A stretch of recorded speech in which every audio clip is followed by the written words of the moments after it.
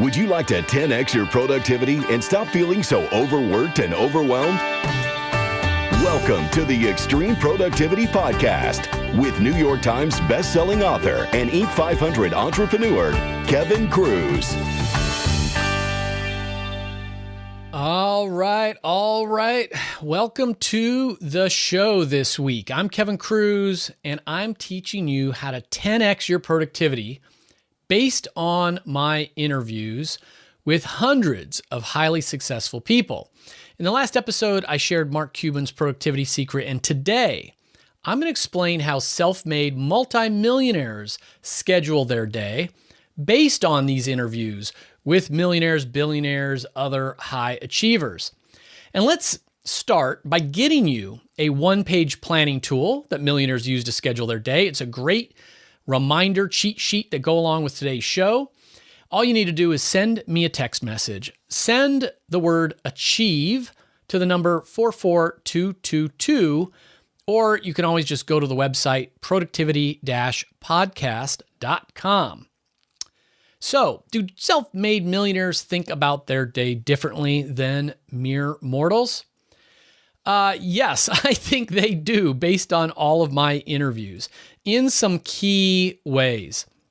You know, I talked to hundreds of these millionaires and very successful people, and I've also done survey research with thousands of working professionals, knowledge workers, asking about their habits and levels of productivity, stress, and happiness.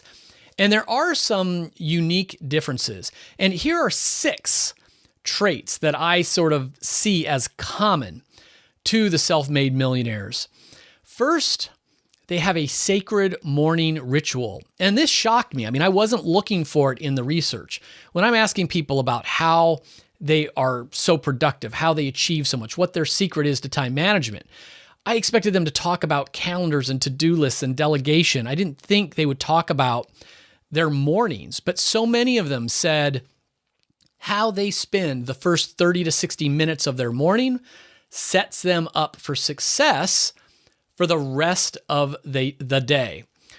John Lee Dumas, great, podcaster, entrepreneur with Entrepreneur on Fire. He goes for a 35-minute power walk every morning when he gets out of bed, and he listens to podcasts, takes notes in his notebook. I had a chance to have lunch recently with Ken Blanchard, head of Blanchard Learning and the author of the 1 Minute Manager and I think 60 other books. Very accomplished man. And he told me that every morning he rides an exercise bike or does some other form of light exercise while reading inspirational texts and reviewing his personal mission statement. Kevin O'Leary from Shark Tank said in an interview that he rides an exercise bike for 45 minutes in the morning while watching the news on TV. Dan Miller told me, I take advantage of the rich audio programs available so I can fill 45 minutes with physical exertion and mental input and expansion. I carefully protect that first hour of the day. So these people are doing something for their body, something to get the blood flowing, something to oxygenate their brain, and they're usually taking in something, some good stuff for their mind, whether it's through an audio, a podcast, TV, something else, reading a book. Second thing that I noticed is that they all identify their most important task, their MIT, their one thing, and it's based on their deepest values and goals. Highly successful people are crystal clear on what they value and their goals. If health is truly a high priority, then they will have scheduled time for it at some point during the day. If family time is a priority, they will have scheduled and protected that time on their calendar for things like date nights, kids' soccer games, birthdays, family vacations, whatever it is. The people I interviewed also knew how to break down their annual goals into these bite-sized tasks so that they could calendar block time to work on them on a daily basis. They know exactly what the most important thing is they should be doing today to reach that bigger goal. I want to double sales this year. What is my most important task today to accomplish that goal? And that can change. I mean, maybe in the early part of the year when you've got no prospects, your most important task is to cold call 50 people. I'm going to smile and dial 50 times because that's where I'm at on this goal. Now, maybe a little later on, you've nailed so many of those calls and meetings that your most important task is to finish that proposal to that giant Fortune 500 company, because if you land it, it will hit your goal. So then working on that proposal is your most important task.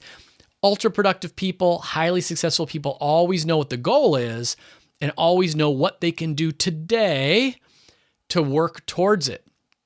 And step 3 related to that, highly successful people know that they are strongest in the morning.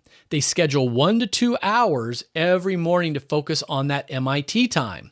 It was a Reddit Ask Me Anything, an AMA, as they call them, that Dan Ariely, a famous behavioral psychologist, answered someone's question. He says, one of the saddest mistakes in time management is that people spend the 2 most productive hours of their day on things that don't require high cognitive capacity, like spending time on social media or email.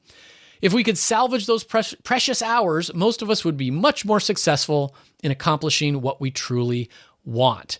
And, that's the thing is, so many of us, when we're at our mental strongest, we go into the office, we start our day, and what do? We check Facebook, we read a couple of things on LinkedIn, we go in to open our email inbox and get buried in email. We start signing expense reports, talking to people in the hallway. Don't do that. Spend 1 to 2 hours every single morning advancing on your goals, working on your most important task. 4th, highly successful people eliminate meetings or keep them as short as possible. We just talked about that in the previous show. Mark Cuban's advice was short and direct. Never do meetings unless someone's writing you a check. Now, don't take this too literally. I mean, I get people say, that's ridiculous. How's anybody going to work for Mark if they can never have a meeting with him?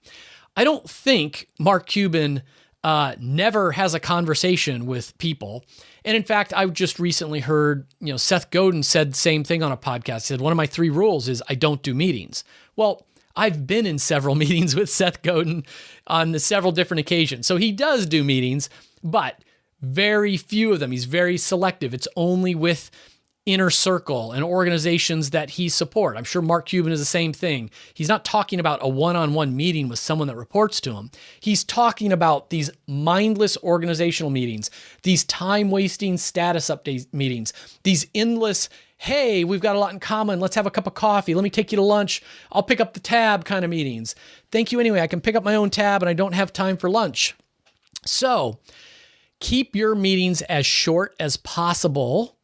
And if you don't have the power to control them, go from a default of, oh, my boss told me to go to a meeting, asked me to go to a meeting, I have to say yes, he's my boss.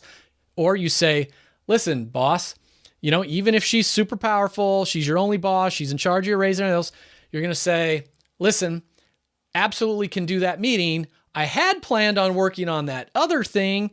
Any chance someone can take some notes and share them with me? Just start the slow, yes, but, yes, and it would be better if. Start to move the needle on those meetings. 5th, hey, you're not going to like this one. They schedule email processing times. Ultra productive people don't just check their email throughout the day. They don't respond to every buzz on their smartphone to see what landed in their inbox. They schedule deliberate times to process their email just like it's any other task. Some people process it only once a day. I try to process it 3 times a day. Listen, if you're running and gunning and super important and you just can't see doing that 3 times a day, fine, do it once on the hour. But the idea is to do it in the zone of email and not let email interrupt other things that you're working on. Finally, the 6th thing I notice that millionaires and other highly successful people do, they make it home for dinner. Highly successful people have a hard stop on their workday, and they know in advance when they will leave the office and head for home. Founder and former CEO of Intel, Andy Grove, he would consistently leave work at 6:30 regardless of what fires there were to put out at the time. Now listen, Andy was the founder and CEO of a giant tech company. You know, every single day there were fires to put out and emergencies related to investors and cash. You know, there's big decisions to make around billion-dollar chip factories. You know, there's urgent things to deal with like chip dumping from China. There's billion-dollar deals to negotiate with Microsoft or Apple. I mean, there's always more to do. But as he wrote in his book, High Output Management, I think one of the best business books out there that nobody ever talks about, he wrote, "My day ends when I'm tired and ready to go home. There's always more to be done, more that should be done, always more than can be done. And when you truly realize that there's always going to be more to do at work, it frees you up to be intentional about deciding when enough is enough." And there's no one right answer. You get to decide. You get to decide. I value work, so I will work X hours a day. And whether that's 4 or 12, that's up to you. But you kind of know I'm allocating this much time to work. But I also value perhaps and hopefully family, my relationships. So I will be allocating 2 hours a day, including dinner time, to spend with the family, or 1 night a week for date night, or 2 days a week, called the weekend, where I won't do work and will spend time with the family. There's no one right answer, but the idea is to be intentional and to live in balance. So we covered a lot. How can you apply it? What are you going to do today with this? Well, listen. First off, you got to grab that one-page planning tool so that this will help you to schedule your day. And if that tool's got other things, it's going to help you to check off that you're drinking enough water and exercising and delegating. There's a lot on that sheet. And the big takeaway here is live intentionally, plan your life, plan your work on your calendar, live from your schedule, not from your to-do list. So, hey, if you haven't already gotten it, just get that one-page ready-to-print PDF, How Millionaires Plan Their Day. Print it out, tape it to your office door, stick it on the back of your laptop case. I don't know what you want to do with it. Just get it by texting the word ACHIEVE to the number 44222, and I'm sure you've already done it, but in case you haven't, subscribe to this podcast in iTunes or Stitcher so you don't miss the next episode. Until then, remember, master your minutes to master your life.